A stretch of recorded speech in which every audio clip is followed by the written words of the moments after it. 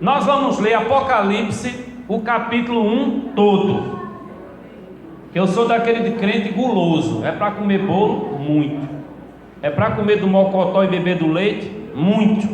E aqui eu sei que a base da festividade de hoje é o versículo 7. Porém, eu quero ler o capítulo todo. Acompanhe comigo navegando na internet do céu.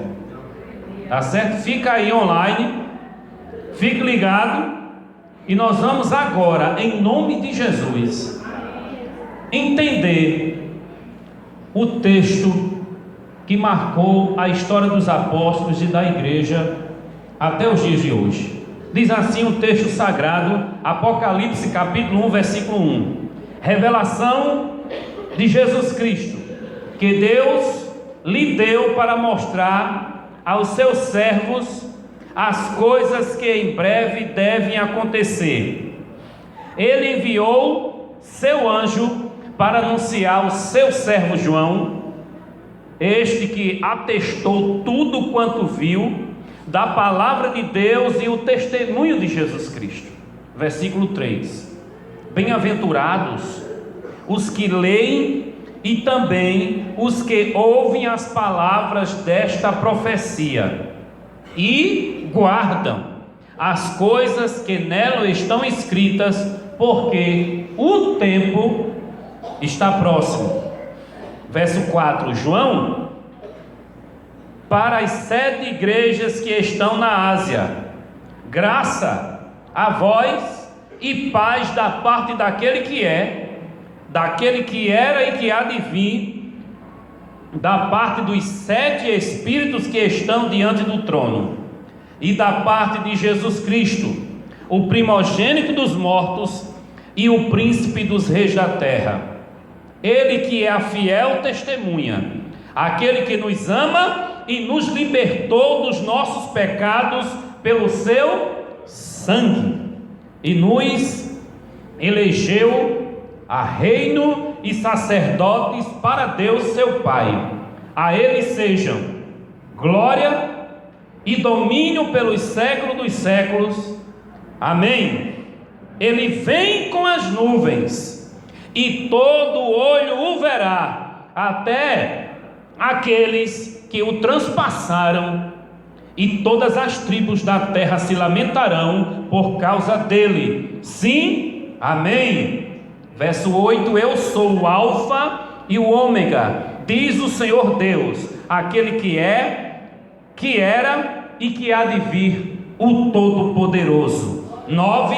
Eu, João, vosso irmão e companheiro na tribulação, no reino e na perseverança em Jesus, eu estava numa ilha de Pátimos, por causa da palavra de Deus e do testemunho de Jesus. No dia do Senhor eu me encontrei em espírito, e ouvi atrás de mim uma voz muito forte como de trombeta, e que dizia: escreve em um livro o que vês e envia às 7 igrejas, lá em Éfeso, Esmirna, Pérgamo, Tiatira, Sardes, Filadélfia e Laodiceia. E eu virei para ver quem falava comigo, e ao me virar eu vi 7 candelabros de ouro, e no meio dos candelabros havia alguém semelhante a um ser humano, vestido numa túnica longa e uma faixa de ouro na altura do peito. Sua cabeça e os pés eram brancos como a lã, tão brancos como a neve, e seus olhos como uma chama de fogo. Os seus pés eram parecidos com metal reluzente, brilhante, refinado em uma fornalha, e a sua voz era como a voz de muitas águas. Na mão direita ele segurava 7 estrelas, da sua boca saiu uma espada afiada de 2 gumes, seu rosto brilhava como o sol no seu fulgor, e quando eu vi, caí aos seus pés como se eu estivesse morto. Então ele pôs a mão direita dele sobre mim e me disse: não temas, eu sou o primeiro e o último. 18. Eu sou o que vive Eu fui morto, mas agora estou vivo, sim, aqui vivo para todo sempre, e tenho as chaves da morte e do inferno. Portanto, escreve as coisas que tem visto, tanto as do presente como as que acontecerão depois destas. E este é o mistério das 7 estrelas que viste na minha mão direita, e dos 7 candelabros de ouro. As 7 estrelas são os mensageiros das 7 igrejas, e os 7 candelabros são as 7 igrejas. Amém, irmãos? Amém. Graças a Deus. Está todo mundo online, ligado? Está todo mundo acordado, vivo, atento a ouvir? Que bom! Louvado seja o nome do Senhor para sempre. Uma vez uma pessoa disse assim: por que é que Deus fala com todo mundo na igreja e não fala comigo?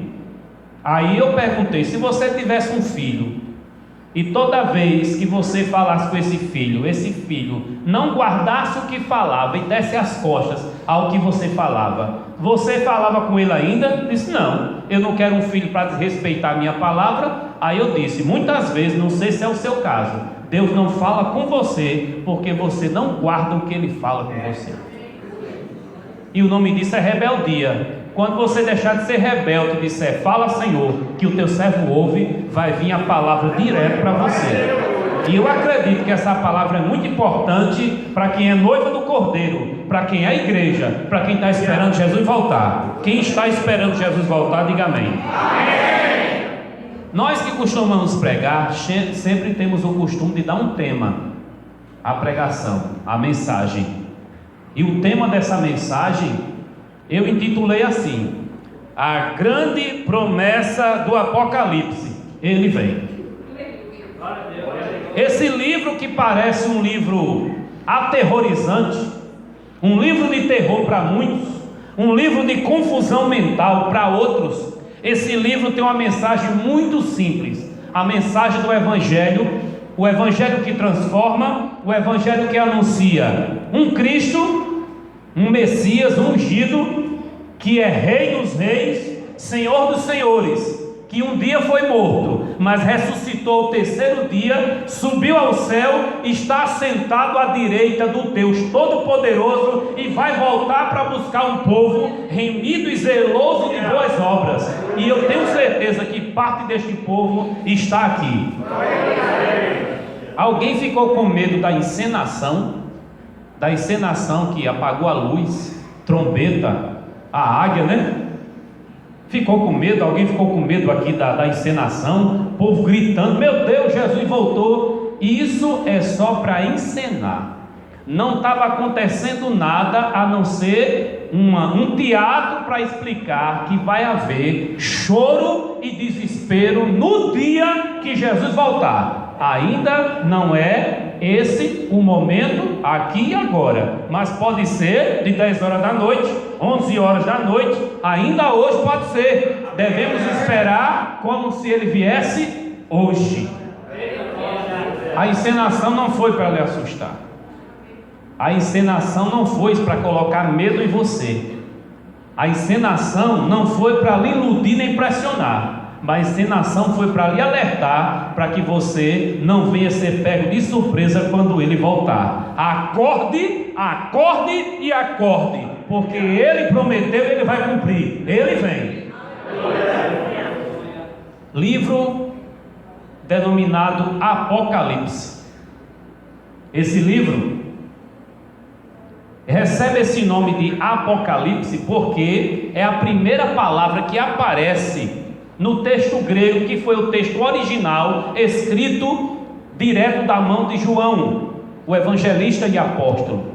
Esse João, que estava preso só porque pregava o evangelho de Jesus, odiaram ele e colocaram ele numa ilha para sofrer, trabalhar até morrer. Mas Deus foi tão bom que esse João saiu desta ilha vivo e ainda trabalhou muitos anos em Éfeso para servir a Deus. E quando ele entrega estas cartas em Éfeso, como as outras igrejas, as 6 que são citadas aqui eram próximas uma das outras. Na Ásia Menor, essas cartas circularam e, graças a Deus, organizaram todos os livros e cartas do Novo Testamento, os 27 livros, e chegou até nós aqui em Bahia. Louvado seja o nome do Senhor. E graças a Deus chegou em língua portuguesa. Já imaginou se chegasse em grego? Só Jesus. Eu estudei e sei que não é fácil. E por falar em grego, a palavra é Apocalipse. E essa expressão quer dizer revelação. Esse livro recebe esse nome, Apocalipse, não é porque o mundo vai se acabar, não é porque vai virar um terror, não é porque o monte vai virar fogo e vai cair dentro da água, não é por causa do terror que muitos filmes de Hollywood tentam fazer. Essa palavra Apocalipse aparece para intitular esse livro por causa da revelação da mensagem que estava oculta. Se os irmãos lerem o capítulo 4 e 5 do livro de Apocalipse, João vê um ser esplendoso, reluzente, sentado num trono, e ele tem um livro na mão selado. Quer dizer, ninguém tinha lido esse livro, até que Jesus aparece dizendo que ele é o único digno de receber a honra de abrir o livro, desatar os selos e revelar os segredos de Deus para a humanidade. E o texto em Apocalipse 1, versículo 1 diz: revelação de Jesus Cristo que Deus lhe deu. E qual é o propósito deste livro? Qual é a intenção dessa revelação? É para mostrar a seus servos as coisas que brevemente hão de acontecer. Você não tem noção do que a igreja passava naquela época de João.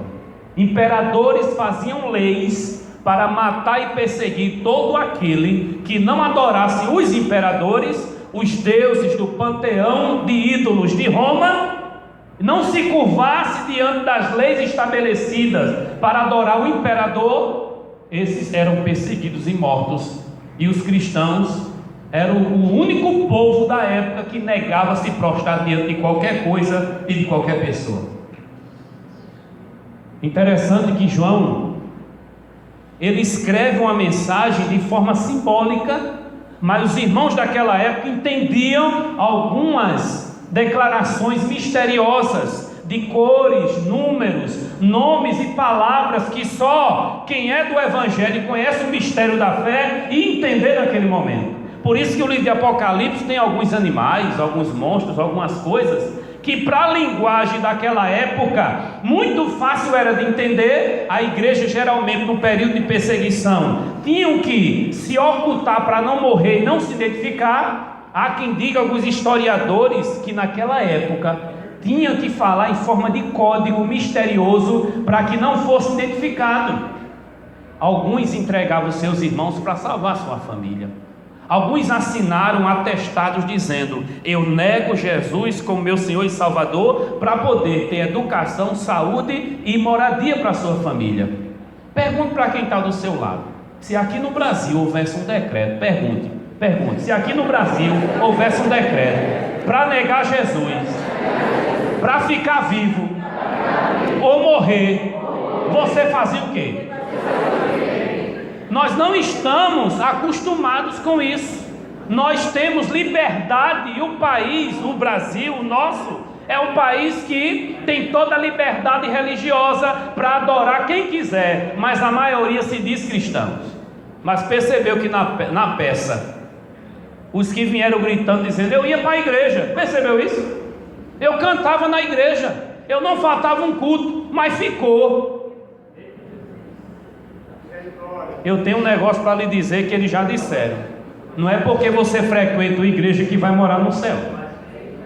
Não é porque você está aqui sentado nessa hora no dia de domingo que está garantido o passaporte para estar com ele quando ele voltar. Tem algumas coisas que precisam acontecer com você, e no final eu vou dizer. Eu quero trabalhar simplesmente estas perguntas.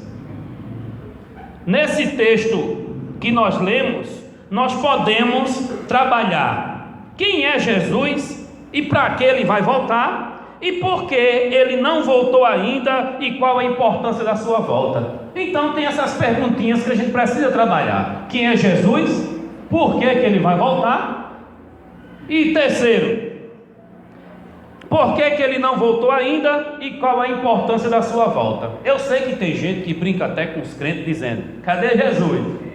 Minha avó falava que Jesus ia voltar, ela não tinha nem dente, agora está só a caveira, só o osso, e Jesus não voltou ainda. Não tem uns zombadores, não é? Acredito, tem crente desviado falando essa mesma abobrinha. Tem ou não tem? Quem aqui já ouviu alguém brincar dizendo que Jesus não vai voltar mais, com brincadeirinha, com blasfêmia? Quem já ouviu? Quem já ouviu? Eu ouvi muita gente. Aí quer dizer, se parar para ouvir de mim, vai ouvir. Mas se eu percebo que essa pessoa não está interessada no Evangelho, quer só zombar e me provocar, aí eu sigo aquele conselho: não dê pérolas aos porcos. Eu me encalo e guardo a palavra para a terra boa, para que quando o semeador chegar e plantar a terra, germinar. Eu não coloco para os abutres e os animais selvagens comer. Esse texto que nós lemos, no versículo 3, diz que é bem-aventurado. A expressão aqui é makarios, no grego. Isso quer dizer abençoado e feliz. Abençoado e feliz, eu e você, que lê e ouve as palavras que estão escritas nesse livro, mas também diz que guarda as palavras e as coisas que estão escritas nesse livro, porque o tempo está próximo. Essa expressão, o tempo está próximo, o autor e o revelador dessa mensagem estava querendo dizer o seguinte: o que eu vou dizer para você estará acontecendo muito em breve, no seu tempo, João, em que você está vivo, mas também tem coisas que hão de acontecer ao longo da história da humanidade. E a pessoa que quer ser feliz e quer ser abençoado por Deus, fique ligado na mensagem desse livro, porque o dono da mensagem desse livro garante: vai se cumprir tudo. Eu sei que tem gente que já leu todos os livros da Bíblia, menos Apocalipse, que ficava com medo. Eu sei que tem gente assim. Você conheceu já alguém que tem medo de ler o livro de Apocalipse? Quem conhece? Eu conheço gente que tem medo até hoje. Eu não gosto de ler esse livro não, porque olha, aparecem umas coisas estranhas, uns dragões de 7 cabeças, sabe? Aparece uma mula, um negócio, sabe? Eu fico com medo. E a estrela caindo no céu, é um negócio estrondando, é gente morrendo, é gente dizendo: ai da terra! Aquela coisa assustadora. Deus me livre. Eu quero ler Salmos, que diz aleluia, né? Grande é o Senhor. Eu gosto de ler assim, tudo tranquilo, sem terror. Mas acredite, muitos serão pregos de surpresa. E essa palavra surpresa não deveria ser para a igreja, porque surpresa é quem não é avisado. E você está avisado que ele vem, não é? Se você soubesse que durante o culto viria um ladrão roubar aqui, seria surpresa? Não, seria surpresa. Você foi avisado, não é? Seria avisado. Agora, você viria para o culto? Você não se prepara, não estava preparado para uma pergunta dessa. É a pergunta que é surpresa, né? Uma pergunta que é surpresa. Mas a questão é o seguinte: a gente poderia aqui programar uma emboscada para esse ladrão, entendeu? Deixar tudo escuro, aí na hora da peça abrir a porta para ele entrar, não é? Aí ele ia se assustar com o que a gente tinha para oferecer a ele. Mas acredite, a vinda do Senhor será como um ladrão na noite. Porém, se o chefe da casa e a família soubesse que o ladrão viria, se preparava. E a palavra-chave está em estar preparado ou não, está despercebido ou não, está atento ou não. Ai daquele que for pego despercebido, ou seja, despreparado. E no final vou falar sobre o que é o preparado e o que é o despreparado. Isso aqui é só uma introdução. Acredite, Jesus está no céu tanto quanto ele está aqui, porque ele é onipresente. Sabe o que quer dizer isso? Ele é tão poderoso que não exista um lugar que ele não esteja. E nós vamos aprender com esse texto. Esse texto, nós percebemos a verdade que aqui está no versículo de número 5. O versículo de número 5 João está escrevendo a carta e está dizendo: essa revelação é da parte de Jesus Cristo, o primogênito dos mortos, o príncipe dos reis da terra, que é a fiel testemunha, aquele que nos ama e nos libertou dos nossos pecados pelo seu sangue, e nos elegeu reino e sacerdotes para Deus seu Pai. A ele seja glória e o domínio pelos séculos dos séculos. Amém. E o versículo 7 diz: ele vem com as nuvens e todo olho verá, até mesmo aqueles que o transpassaram, e todas as tribos da terra se lamentarão por causa dele. Sim e amém.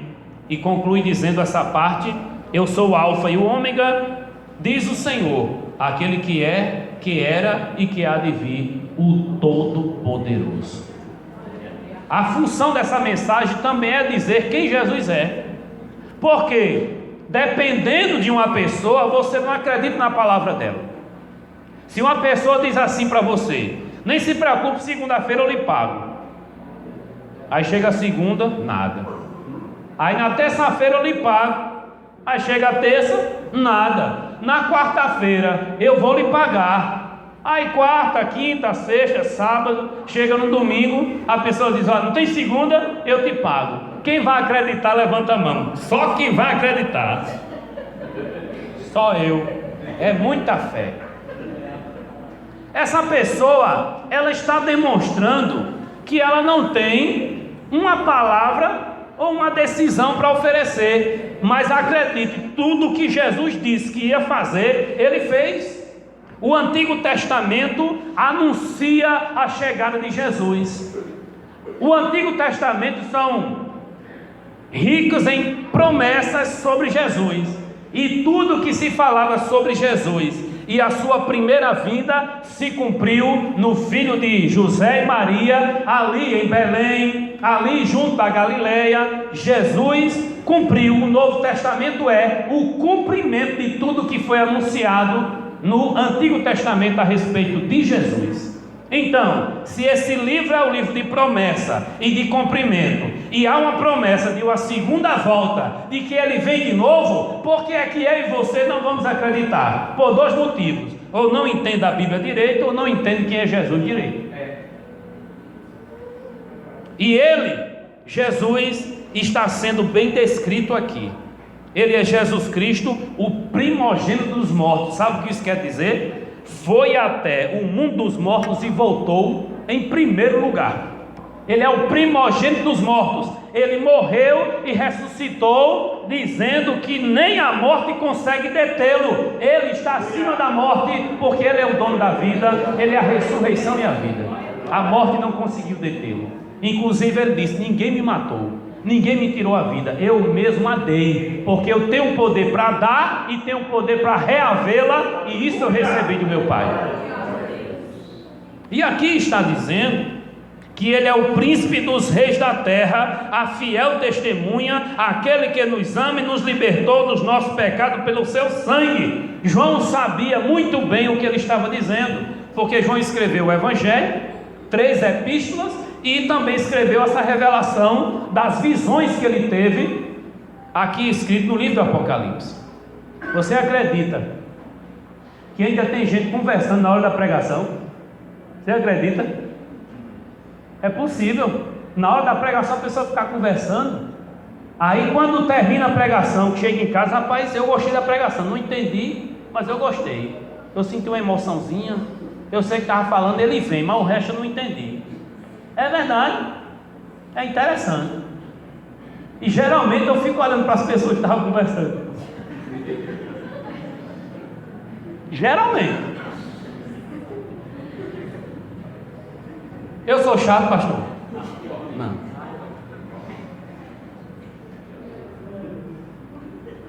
O que mais me interessa agora nesse momento é a sua alma. Não sei se interessa a você, porque essa mensagem é capaz de mudar o destino da sua alma. E só tem 2 destinos: para cima, como é o nome? Céu. E para baixo? Inferno. E a Bíblia diz: o caminho do entendido é para cima, para desviar-se do inferno que está embaixo. Então entenda que eu estou amando você quando eu digo: preste atenção. Deus vai lhe dar todo o restante do dia para você conversar. Mas agora, se for conversar, converse com Deus, dizendo: tenha misericórdia de mim e me deixe preparado para quando Jesus voltar. O texto diz que Deus é seu Pai e diz que Ele é a fiel testemunha. A palavra testemunha em Apocalipse é diferente do que a gente entende como testemunha hoje. Se você vê um crime, você é testemunha. Se você ouve falar de alguém que matou, você é testemunha. Então existe a testemunha que viu e a testemunha que ouviu. A história na época ouviu. Então existe também o termo testemunha aplicado na época, é martirion. Essa expressão naquela época era a pessoa que, em nome de uma causa, em nome de um ideal, morria, mas não se entregava, porque essa pessoa amava o que acreditava, amava essa ideologia. E os apóstolos, todos foram assassinados, martirizados. Apenas um não foi assassinado. O nome dele? João. Arrancaram cabeça, colocaram em cruzes, fizeram torturas e mais torturas, mas eles não negaram a fé, morreram pela causa do Evangelho. Como é o nome disso? Testemunha. Só que eles tinham um exemplo, Jesus. A fiel testemunha influenciou as outras testemunhas a também morrer pela causa. Se você é crente e o mundo precisa de um exemplo, esse exemplo tem que começar pela igreja. Por isso que Pedro disse que o julgamento vai ser certo e vai começar pela igreja de Deus. A fiel testemunha quer dizer aquele que foi fiel até a morte. Eita, Jesus bom! Esse que é a fiel testemunha, esse que é filho do Pai Todo-Poderoso, esse que é o primogênito dos mortos, este que é o príncipe dos reis da terra, aquele que está acima e comanda os reis da terra, este foi aquele que nos libertou por amor, libertou dos nossos pecados com o seu sangue. Acredite, irmão, existe muita gente ingrata neste mundo, mal agradecida. Pessoas que não agradecem pelo que faz. Cai uma coisa no chão, a pessoa apanha e não entrega, você não diz nada. Mas o que é que tem que dizer? Obrigado. Você chega no canto, uma pessoa cede o lugar para você. Aí você senta, mas o que é que deveria dizer? Obrigado. Acredite, Jesus levantou de uma cadeira e cedeu o lugar para você. E a cruz que era para você morrer, disse: precisa não, eu vou morrer por você. O que é que você tem para dizer para ele? Obrigado. A não ser que você não sentou nessa cadeira ainda. Porque se você entende que a cruz era para você morrer e Jesus foi no teu lugar, e que a cadeira para reinar sobre todas as coisas, que era só para ele divide com você, lhe chamando para ser reino e sacerdote. Sacerdote por quê? Para ter acesso a Deus. Isso é privilégio demais. Diga obrigado. Diga obrigado, Jesus. E o preço é de algo que nem todo mundo gosta de doar: sangue. Ele derramou seu sangue por você. O versículo 7 diz: este, ele vem. Que coisa linda, rapaz. Ele vem. Repete comigo: ele vem. Ele vem. Diga: ele vem. Ele vem. Então é por conta disso que eu estou aqui, porque eu tenho certeza que ele vem. Eu tive um pai, e o meu pai ele já faleceu, mas antes ele era espírita, católico, uma mistura lá, umbanda, quimbanda, candomblé, era um feiticeiro. E ele depois entrou num grupo chamado Testemunho de Jeová. Quem conhece? Aí ele chegou para mim e falou assim: meu filho, estava separado da minha mãe, chegou no dia de domingo de manhã, só para falar sobre isso comigo. Aí perguntou por mim, eu disse: você está ali debulhando feijão verde. E eu lá, sentadinho, debulhando feijão verde. Lembro como se fosse hoje. Aí ele chegou e fez: meu filho. Aí eu: a benção, meu pai. Deus te abençoe, mas eu vim lhe fazer uma pergunta e eu estou apressado. Você vai morar no céu? Foi isso que ele veio fazer. E ir embora. Aí a primeira baixa, a segunda, responda! Você vai morar no céu? Aí eu disse: pai, eu creio na Bíblia, e a Bíblia fala de Jesus e eu creio em Jesus, e a Bíblia e Jesus fala do céu e eu creio no céu. Agora, o Jesus da Bíblia diz que não se turbe o vosso coração, creia em Deus, creia também em mim. E disse: mas assim, meu pai, na casa do meu pai há muitas moradas. Se não fosse assim, eu teria dito, pois eu vou preparar lugar, e quando eu for e vos preparar lugar, virei outra vez e vos levarei para mim mesmo, para que onde eu estiver, estejais vós também. O senhor entendeu, meu pai? Meu pai, o senhor entendeu, meu pai? O senhor acredita na Bíblia? Ele disse: sim. O senhor acredita que Jesus mente? Ele disse: não. O senhor já leu esse texto de João, capítulo 14? Ele disse: já, mas não tinha entendido assim. Então deixa eu ler de novo. Aí expliquei aqui, está dizendo, ó: virei outra vez. Ele já veio? Já. Outra vez significa dizer o quê? Segunda vez. O texto está dizendo, tá, o senhor crê? Eu também. E diz mais assim, ó: depois de preparar lugar, virei e vos levarei para mim mesmo, para que onde eu estiver, estejais vós também. O senhor não quer saber se eu vou para o céu? Ele disse: quero. Jesus está onde? Ele disse: no céu. Jesus diz aí no texto assim: onde ele estiver, estejais vós também. Então Jesus não está dizendo que vai levar quem segue ele para onde ele está? Tá, então eu vou. Debulhei o feijão e ele foi debulhando o versículo. Dá para entender o que eu estou dizendo? Feliz do crente que lê a Bíblia para dar um tiro nessa hora. Mas só que eu não matei o homem, eu despertei o homem para uma interpretação diferente que ele estava recebendo no salão do reino das testemunhas de Jeová. Testemunhas que nunca viram Deus, mas diz que são testemunhas.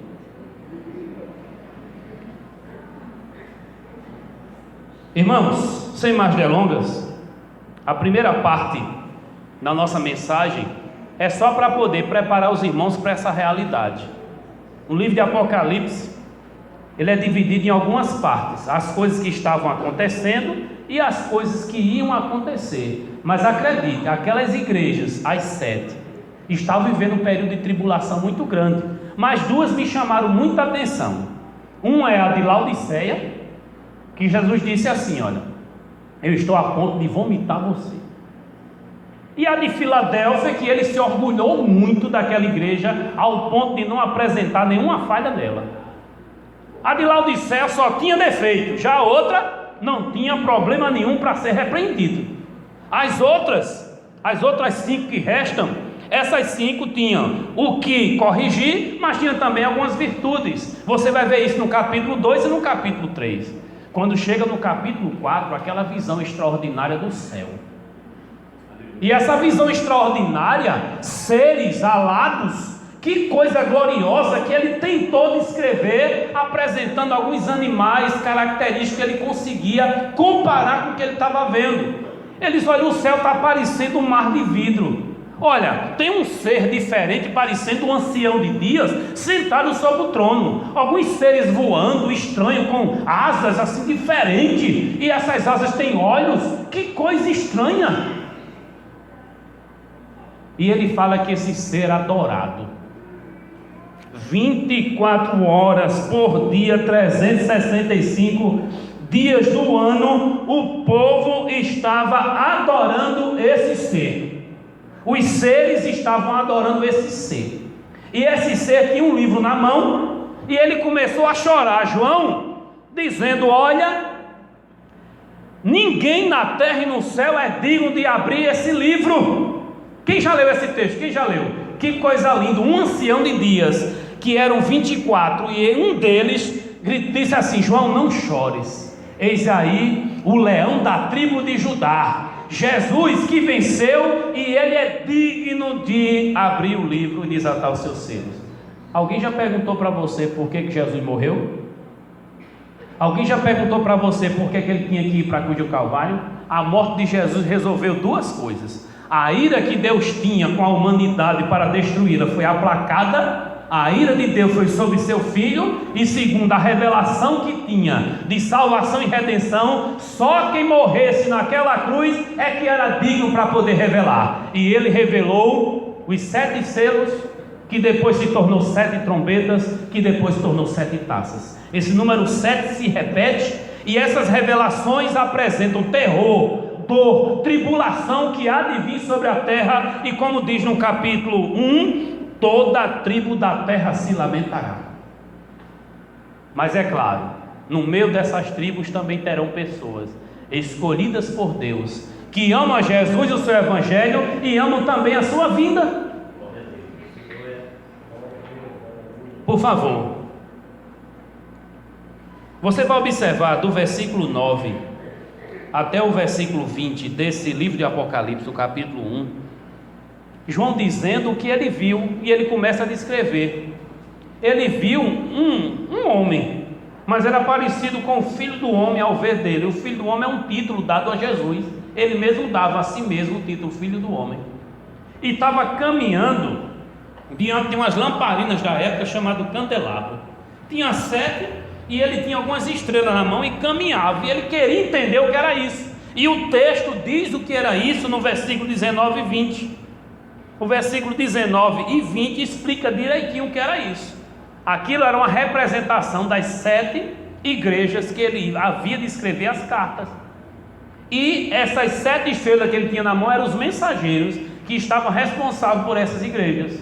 Acredite, eu estou pregando sobre um Jesus que morreu na cruz, e ele disse: estive morto, mas estou vivo. Ele está vivo, e ele está sentado, soberano, reinando. Ele vai voltar para buscar um povo seu zeloso de boas obras, e ele diz que toda a igreja dele está na mão dele, e os mensageiros que são enviados para pregar são usados por ele. E o que é que você está fazendo aqui? Ouvindo essa mensagem, mas você precisa ter uma reação a essa mensagem, porque as igrejas daquela época ouviam as mensagens, algumas davam ouvidos e outras não. Por isso que o texto diz: bem-aventurado aquele que lê, que ouve e guarda as palavras desse livro. A partir do capítulo 6, os selos começam a desenrolar.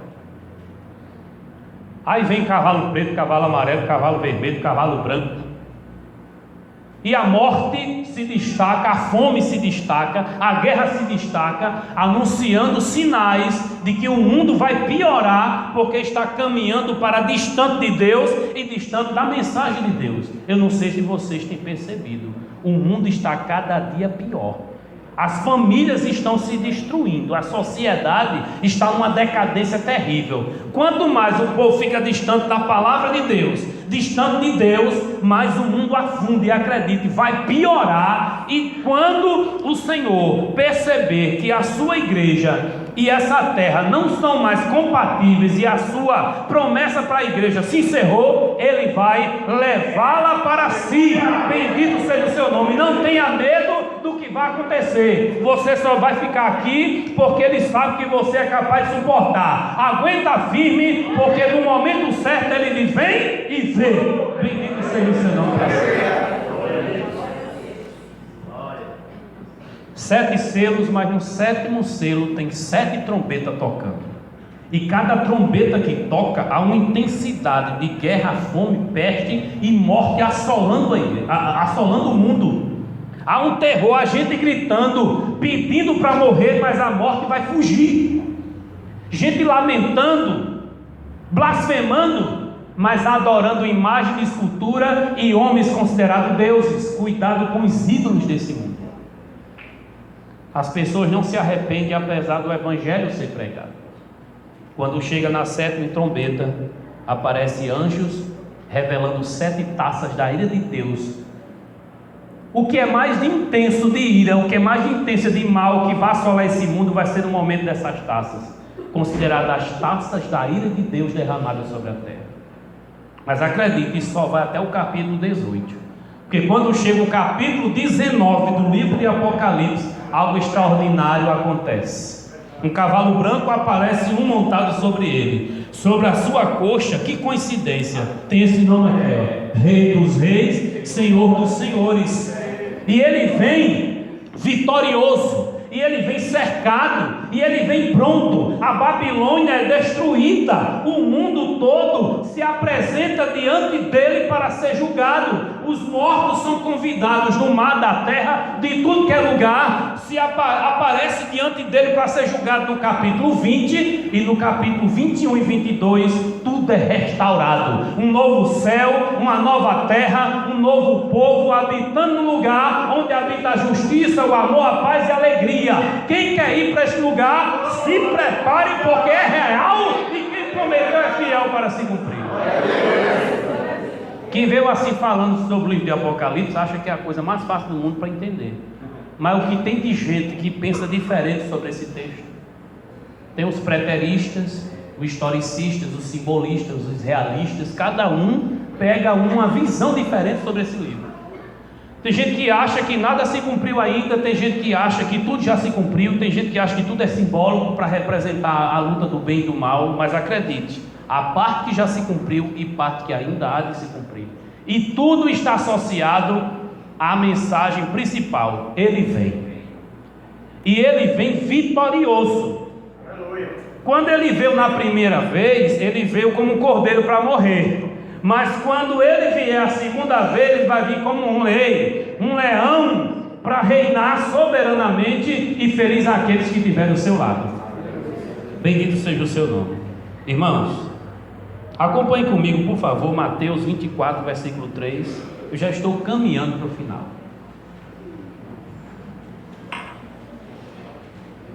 Mateus 24.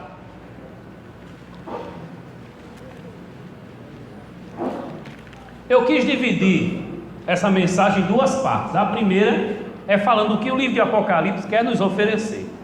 E agora a segunda é que essa mensagem não é só do livro de Apocalipse, é do Evangelho todo. Por onde se passou Jesus e os Evangelhos, se acreditava que aquilo ali não era o fim. Ele iria, mas iria voltar.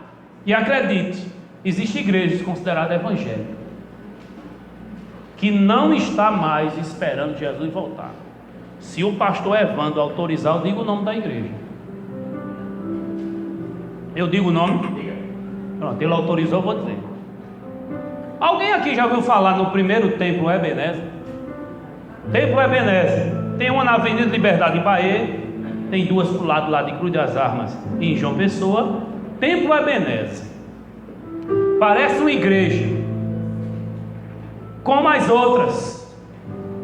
Lá tem hinos, tem pregação, tem Bíblia, tem louvores assim, tem ciclo de oração. Lá tem aleluia, glória a Deus, até línguas estranhas tem, e muito estranhas. E dentro das crenças distorcidas que ele prega, tem uma que chama muita atenção: Jesus não vai voltar mais. Jesus volta para aquele que aceita ele como Salvador. Já aceitou, então Jesus já voltou para você. Aí me convidaram para pregar numa igreja assim. Aí e a mensagem está lá no canal que eu disse para vocês. A Bíblia é o livro dos crentes, é o livro da igreja. Ou você crê nesse livro ou você não crê. E olha o que esse livro diz. Mateus capítulo 24, versículo 3 e o versículo 4. Isso aqui é um alerta, viu? Preste atenção no que o próprio Jesus disse. Isso aqui é Mateus registrando o que Jesus falou. A narrativa diz assim: estando ele sentado no Monte das Oliveiras, esse ele aí é Jesus, seus discípulos aproximaram dele em particular dizendo: dize-nos quando estas coisas acontecerão e que sinal haverá da tua vinda e do fim do mundo. Deixa eu perguntar, os discípulos já tinham certeza de que ele iria ter uma outra vinda aqui, sim ou não? Já estava perguntando como vai ser. A tua vinda e o fim do mundo vai ser como?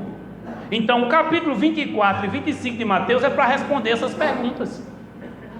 Aí Jesus diz assim no versículo 4: Jesus lhe respondeu: Tomem cuidado para que ninguém te engane. Pronto. Tome cuidado para que ninguém te engane. E as pessoas que são mais enganadas é o que menos lê a Bíblia. As pessoas que menos leem a Bíblia, menos têm estudo da Bíblia, são as mais iludidas. O pastor me chamou, me convidou e ele sabe que eu sou assim. Tem muito crente abestalhado, leso, bobão. Ainda hoje tem, com tanta coisa boa ensinando, tanto estudo, tanta pregação, ainda tem crente bobão que acredita em tudo. Rapaz, está com terno, gravata e a Bíblia, então é de Deus. Olha, rapaz, aquela casinha ali tem o nome igreja, então é de Deus. Olha, rapaz, fala bonito, hein? O jeito que fala, olha, chega, parece um leão falando. É de Deus. Não é a voz que define quem está pregando a verdade. Não é a roupa que define quem está pregando a verdade. Não é uma placa e um prédio que está definindo que está pregando a verdade. A verdade é o que está escrito. O capítulo 4 de Mateus, Jesus diante do diabo dizia: está escrito, está escrito, está escrito, e o diabo correu. Feliz o crente que conhece o que está escrito para botar o diabo para correr. Cuidado com o falso profeta. Cuidado com o falso mestre e o falso evangelho. Porque se tem o verdadeiro é porque tem o falso. O versículo 5, ainda em Mateus 24, diz: porque virão muitos em meu nome, dizendo: eu sou o Cristo, e enganarão a muitos. Por que ele está dizendo em meu nome? Em meu nome é a expressão de enviado por ele, primeiro, e segundo, usam o meu nome sem minha autorização. Você acha que é qual dos dois? Foi Jesus que enviou ou está usando sem autorização? Usando sem autorização. Em meu nome ele está querendo dizer: usa o meu nome, mas não é meu. E está cheio de gente assim, ó. E você quiser, eu tenho uma pregação mostrando a lista de igreja todinha que está aqui enquadrada. Eu sou meio assim, viu? Eu gosto de dizer o nome, o endereço, o lugar, dizer tudinho. Deixa eu, vamos lá, 6. E ouvireis falar de guerra, rumores de guerra, não fiquem alarmados, pois é necessário que tudo isso aconteça. Se ele está dizendo que precisa acontecer, vai acontecer. Mas ainda não é o fim, porque se levantará nação contra nação, reino contra reino, haverá fome e terremoto em vários lugares, mas todas estas coisas são o sinal do parto. O termo quer dizer aqui, princípios de dores. Quem aqui já sentiu contração para parir, para ter um menininho assim? Já teve contração? Quem já teve? Teve, já? Não teve ainda, nem quer ter, né? É porque homem não tem essas coisas. Mas me disseram uma vez, um psicólogo estava dizendo que quando a mulher engravida, o homem também fica grávido. Aí o sangue de Cristo tem poder, né? Pedindo a Jesus, né, de alguma forma que me preparasse para essa realidade, né? Não sei se o pastor Evandro, passou por isso, quando a esposa ficou também sentindo. Não. Então fica difícil de entender isso aqui, mas as mulheres sabem o que é contração. É difícil sentir a contração e não entender. É agora. Corre, João! Toninho vai nascer. Daquela carreira. Corre, Tonha! Vem, Zefinha! Ah, que agonia! Corre, pega, vai nascer. Aí interior chama parteira, não é? Mas em lugares mais urbanos, na cidade, chama ambulância, chama carro alternativo e leva. Chama carroça, bicicleta, mas leva, o menino está nascendo. Ei, Jesus está dizendo, olha para cá, olha a coisa linda aqui na frente. Do mesmo jeito como é certo as contrações para depois dar à luz uma criança, quando vocês ouvirem acontecendo isso, falso profeta, guerra, fome, terremoto e doenças em tudo que é lugar, é um sinal de que ele vem, como é um sinal de que um bebê vem. Quem está entendendo, diga: eita! É desse jeito, irmão. O versículo 12, 13 e 14 diz assim: e por se multiplicar a maldade, o amor de muitos se esfriará, mas quem perseverar até o fim será salvo. Aí diz: e este evangelho do reino será pregado pelo mundo inteiro, para testemunha a todas as nações. Então virá o fim. Irmãos, esse texto aqui, para mim, é um dos textos mais importantes da história da igreja. Porque se eu não acredito que Jesus vem, se eu não acredito que Ele morreu e ressuscitou, se eu não acredito que Ele salva, liberta, cura, transforma e leva para o céu, eu não sou crente e eu não sou igreja, porque essa é a mensagem da igreja. Ainda em Mateus 24, versículo 29, diz assim, concentra aqui: logo depois da tribulação daqueles dias, o sol escurecerá, a lua não dará mais a sua luz, as estrelas cairão do céu e os poderes do céu serão abalados. Olha que coisa interessante. Então aparecerá no céu o sinal do Filho do Homem, e todas as nações da terra se lamentarão e verão o Filho do Homem vindo com poder e grande glória sobre as nuvens do céu. E ele enviará, que coisa linda, seus anjos com um alto e som de trombeta, os quais reunirão todos os seus escolhidos desde os quatro ventos, de uma a outra extremidade do céu. Aprendam a parábola da figueira. Quando os ramos se renovam e as folhas brotam, você já sabe que o verão está próximo. Da mesma forma, quando vocês virem todas estas coisas acontecerem, saber que Ele está bem pertinho às portas. Em verdade vos digo, que esta geração não passará, sem que estas coisas aconteçam. Céu e a terra passarão, mas nunca as minhas palavras passarão. Mas quanto àquele dia e hora, ninguém sabe, nem os anjos do céu, nem o Filho, senão unicamente o Pai. Mas acredite, tem algumas coisas polêmicas nesse texto que eu não vou me deter. Mas o que eu acho interessante aqui é que ele está dizendo duas coisas importantes.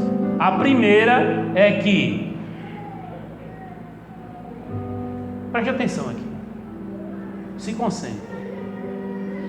Ele vai vir e todo o olho verá. A segunda coisa é: as minhas palavras não passarão. Então o que está escrito, e esse texto quer dizer, vai se cumprir, porque nada vai passar despercebido o que ele falou. E sem mais delongas, irmão, por favor, 2 Pedro capítulo 3, e a gente vai encerrar lá perto de Apocalipse.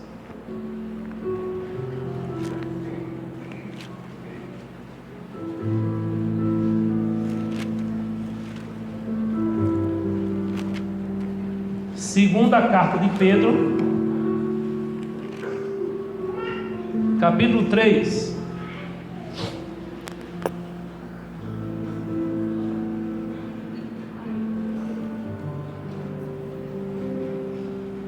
Por favor, acompanhe, que essa parte é muito importante. Eu vou encerrar aqui. Eu me recordo quando Jesus ressuscitou. Ele passou um tempo nessa terra, 40 dias. E esses 40 dias que ele apareceu para os apóstolos e algumas testemunhas. Só que, entenda bem o que eu vou lhe falar. Jesus, ele, diante dos apóstolos, foi elevado às alturas flutuando, elevando as alturas, e sumiu numa nuvem. E quando ele sumiu numa nuvem, diz o capítulo 1 de Atos, versículo 10, 11 e 12, o seguinte: varões galileus, porque vocês estão olhando assim para cima? Esse Jesus que para o céu viste ir, virá do mesmo modo como foi. E o que a gente tem encontrado de tantas seitas que anunciaram que Jesus já voltou, século 18, 19, surgiram várias, anunciando que Jesus já veio, depois se arrependeram, aí depois anunciou de novo, depois se arrependeram. Está assim de seitas que anunciam a volta de Jesus, e a Bíblia diz que ninguém sabe o dia e a hora, ninguém sabe. Por isso que o texto de Mateus, Marcos, Lucas, João tem muito assim: vigiai, porque você não sabe nem o dia nem a hora. Repete comigo: vigiai, porque não sabeis nem o dia nem a hora. Esse é o ponto. E aqui, irmãos, o capítulo 3, versículo 1 diz assim: 2 Pedro, aguente firme aí.